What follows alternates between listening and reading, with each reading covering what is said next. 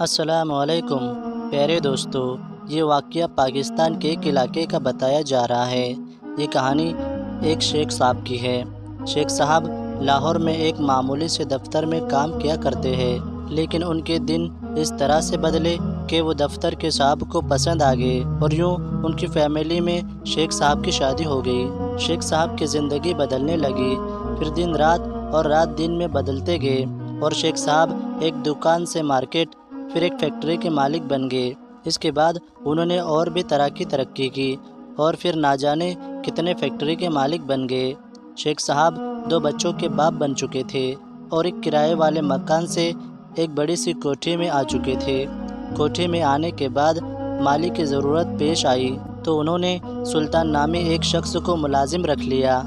سلطان انتہائی شریف اور اپنے کام سے کام رکھنے والا انسان تھا۔ نہ کبھی کسی سے جھگڑا کرتا اور نہ کبھی کسی سے کوئی شکایت کرتا۔ ایک دن شیخ صاحب دن کے 10 بجے کام سے گھر واپس آئے۔ اپنی گاڑی کو دروازے پر ہی کھڑی کر دیا کہ انہیں واپس بھی جانا تھا۔ گھر میں داخل ہوتے وقت نہ جانے کیا ہوا، پودوں کو پانی دے رہے سلطان کے ہاتھ سے پائپ پھسل گیا اور شیخ صاحب کے کپڑوں پر گر گیا، اور شیخ صاحب بھیگ گئے۔ سلطان شیخ صاحب کے پیروں میں گر گیا اور گڑ گڑا کر معافی مانگنے لگا کہ شیخ صاحب ہم سے غلطی ہو گئی، لیکن شیخ صاحب کا دماغ آسمان پر تھا۔ غصے میں انہوں نے نہ آؤ دیکھا نہ تاؤ دیکھا، وہی کھڑے کھڑے سلطان کو نوکری سے نکال دیا اور کہا کہ شام ہونے سے پہلے تم میرے گھر سے نکل جاؤ۔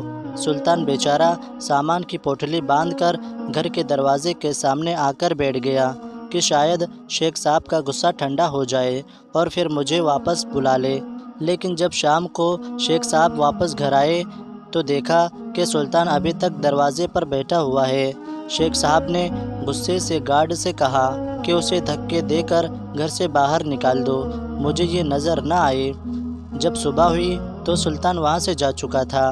اللہ جانے وہ کہاں چلا گیا۔ وقت گزرتا گیا اور شیخ صاحب کا تیزی سے چلتا ہوا کاروبار اچانک رکنے لگا۔ کاروبار میں ترقی کی رفتار دھیرے دھیرے کم ہوتی گئی، اور پھر ایک فیکٹری میں آگ لگ گئی اور پوری فیکٹری جل کر راکھ ہو گئی۔ شیخ صاحب کو بیٹھے بٹھائے کروڑوں کا جھٹکا لگ چکا تھا۔ کاروبار میں نقصان ہونا شروع ہو گیا۔ شیخ صاحب کے ماتھے پر بل پڑنا شروع ہو گیا۔ شیخ صاحب کو نقصان پر نقصان ہوتا گیا، اور پھر ان کی کمر مکمل طور پر ٹوٹ گئی، اور اب تو ان کی کوٹھی بھی بک چکی تھی، اور وہ اب ایک عام سے گھر میں آ چکے تھے۔ جب عقل سے کام پلے نہ پڑا تو پیروں فقیروں کے یہاں چلے گئے کہ شاید کوئی دعا ہاتھ لگ جائے اور میری بگڑی ہوئی زندگی پھر سے سنور جائے۔ بچا ہوا کاروبار لے کر اور بینک سے کچھ لون لے کر چھوٹے بیٹے کو ایک نیا کاروبار لے کر دیا، لیکن اس کے ساتھی نے اسے دھوکہ دے دیا اور پھر سارا پیسہ ڈوب گیا۔ شیخ صاحب 60 سال کی عمر میں چارپائی پر لگ گئے۔ ایک دن ان کا پرانا جاننے والا دوست ان سے ملنے کے لیے آیا۔ جب انہوں نے شیخ صاحب کی یہ حالت دیکھی تو بہت افسوس جتایا اور کہا، شیخ صاحب ایک بزرگ آئے ہوئے ہیں، بڑے اللہ والے ہیں۔ دادا صاحب کے پاس ایک چند دنوں کا ان کا قیام ہے، اگر آپ ان کے پاس جا کر دعا کروا لیں تو اللہ تعالیٰ ضرور کرم فرمائے گا۔ پھر شیخ صاحب فوراً تیار ہو گئے اور اس جگہ پہنچ گئے۔ ملاقات کرنے کے بعد سارا معاملہ بیان کیا تو انہوں نے اپنی آنکھیں بند کی، کچھ دیر مراد کی کیفیت میں رہے اور پھر اپنی آنکھیں کھولی۔ پھر شیخ صاحب کو دیکھا اور کہا، تم نے اپنی زندگی میں کسی آدمی کے ساتھ بہت برا سلوک کیا ہے، اور اس کی وجہ سے ہی اللہ تعالیٰ نے تمہاری پکڑ کی ہے۔ یاد کرو کہ تم نے اپنی زندگی میں کسی انسان کے ساتھ ایسا سلوک کیا ہے کہ اللہ تعالیٰ تمہیں یہ سزا دے رہا ہے۔ شیخ صاحب کچھ دیر خاموش رہے اور سوچتے رہے۔ اچانک انہیں سلطان یاد آ گیا، اور پھر شیخ صاحب کے منہ سے چیخ نکل پڑی۔ ان کی آنکھوں سے نہ ختم ہونے والی بارش شروع ہو گئی، اور پھر شیخ صاحب بزرگ کا پیر پکڑ کر معافی مانگنے لگے، اور پھر سلطان والا سارا قصہ بیان کر دیا۔ تو بزرگ نے کہا، تم میری بات سنو۔ انہوں نے شیخ صاحب کو رزق کے حوالے سے کچھ باتیں بتائی، ان کو سمجھایا اور کہا کہ اب تم جاؤ اور سلطان کو تلاش کرو، اگر وہ مان جائے اور تمہیں معاف کر دے تو شاید تمہارے دن پھر سے بدل جائے۔ شیخ صاحب کی دنیا لٹ چکی تھی۔ وہ سر پیٹتا ہوا اپنے گھر آیا اور پرانے کاغذات دیکھتا رہا کہ شاید سلطان کا کوئی پتہ یا کوئی معلومات مل سکے۔ جب شیخ صاحب کو کچھ بھی نہ ملا تو شیخ صاحب سلطان کو ڈھونڈنے کے لیے ایک بس میں سفر کر کے جدھر سے سلطان آیا تھا اس گاؤں کی طرف چل دیے، لیکن شیخ صاحب کو سلطان وہاں نہ ملا۔ چھوٹا بیٹا باپ کو تلاش کرتے ہوئے ایک اڈے پر آ پہنچا اور باپ کو واپس لاہور لے گیا، لیکن شیخ صاحب کے دل کا سکون ختم ہو چکا تھا۔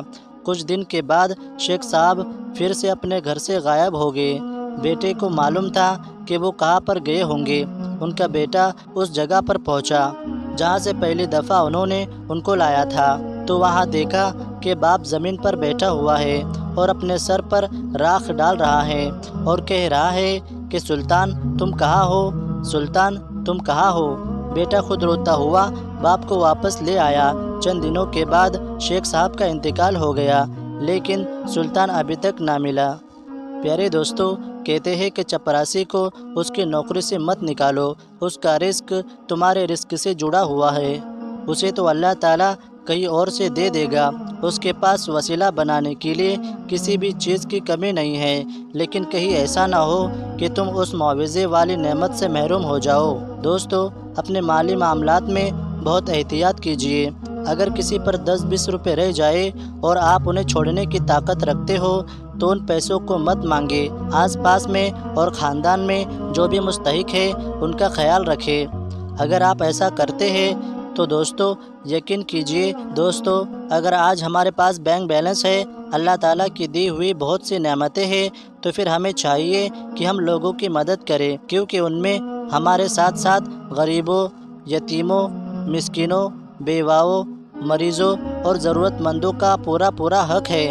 اگر ہم ان کا پورا خیال رکھیں گے تو یقین کیجیے ہمارا رزق بڑھتا جائے گا، اللہ تعالیٰ اس میں کبھی بھی کمی نہیں ہونے دیں گے۔ پیارے دوستو، اگر آج کی ہماری ویڈیو آپ کو ذرا سے بھی پسند آئی ہو تو ہمیشہ کی طرح آپ سے ایک چھوٹی سی گزارش ہے کہ اس ویڈیو کو زیادہ سے زیادہ شیئر کریں اور ساتھ ہی ساتھ اس ویڈیو کو لائک کر کے ہمارے چینل کو بھی ضرور سبسکرائب کر لیجیے گا۔ ملتے ہیں انشاءاللہ ایسی ہی ایک کامیاب ویڈیو کے ساتھ، تب تک کے لیے اجازت چاہتا ہوں۔ السلام علیکم، اللہ حافظ۔